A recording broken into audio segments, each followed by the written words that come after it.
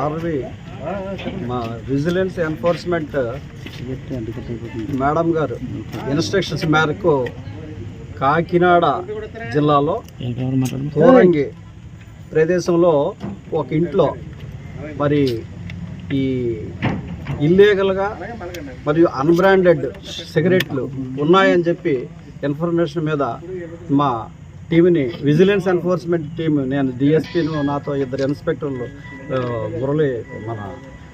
మురళీకృష్ణ గారు, మధుబాబు గారు, అలాగే మా ఏఓ గారు, డిసిటివ్ గారు అందరినీ కలిసి మరి స్టాఫ్ తోటి ఈ దినము ఇక్కడ రేడ్ చేయడం జరిగింది. ఈ రేడ్లో మరి ఇందులో రెవెన్యూ డిపార్ట్మెంటు, అలాగే ఎల్ఎం డిపార్ట్మెంటు, డిసిటివ్ గారు, అదర్ డిపార్ట్మెంట్స్ అన్నీ పాల్గొన్నాయి. మా అన్ని డిపార్ట్మెంట్స్తో సివిల్ పోలీసు మన ఇంద్రపాలెం నుంచి కూడా పాల్గొన్నారు. మేమందరం కలిసి ఈ రేడ్ కండక్ట్ చేయగా ఈ రేడ్లో ఈ ఇల్లు వచ్చి ఈ పచ్చిగోళ్ళ అప్పారావు గారని అతని స్నేహితుడైన ఇంకొక ముస్లిం కుర్రవాడి ద్వారా అద్దెకి తీసుకొని ఈ ఇంట్లో ఈ అక్రమ నిల్వలని ఇల్లీగల్గా ఉంచారు. ఇవి అన్బ్రాండెడ్ సిగరెట్లు. వీటిని మేము రేడ్ చేసి పరిశీలించగా ఇవి సుమారు 311 బాక్సులు కలిగి ఈ బాక్సుల్లో సుమారు 3,73,200 సిగరెట్ పెట్టెలు కలిగి ఉన్నాయి.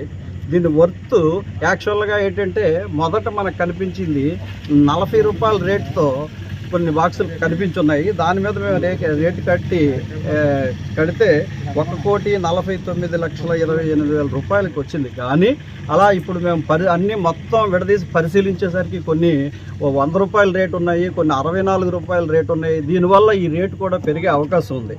ఇది పూర్తిగా ఈ రేడ్లో పూర్తిగా మేము తనిఖీలు నిర్వహించిన తర్వాత పూర్తి వివరాలు అప్పుడు తెలియజేయగలము. ఇప్పటి వరకు తెలిసిన వివరాలు అయితే ఇంతేను. సుమారుగా ఎంత ఉండొచ్చు సార్? సుమారుగా చెప్పండి సార్. అప్రాక్సిమేట్ వరకు ఒక 2 కోట్లు కానీ 1,75,00,000 వరకు ఉండొచ్చని అంచనా వేస్తున్నాము. ఇది పూర్తయిన తర్వాత వివరాలు తెలియజేయగలము. లారీ కట్ట సీజ్ చేశారు సార్? లారీ కట్ట అనేది లేదండి, యాక్చువల్గా ఇంట్లో ఉన్నదనే ఇన్ఫర్మేషన్ మీద వచ్చాము, రేడ్ కండక్ట్ చేశాము. మరి ఫర్దర్ ఇన్వెస్టిగేషన్లో సివిల్ పోలీసు మరి ఏ వాహనాల ద్వారా ఇవి షిఫ్ట్ చేయబడ్డాయి, ఎవరి ద్వారా ఇవి కొనుగోలు చేయబడ్డాయి, ఎవరికి అమ్మడానికి తెచ్చారు అనేది ఇన్వెస్టిగేషన్లో సివిల్ పోలీసు వారు ఇవన్నీ కనుగొని వారిపై తగు చర్యలు చట్టరీత్యా తీసుకుంటారు. ఈ బిల్డింగ్ ఓనర్ మీద కేసు పెడతారు సార్?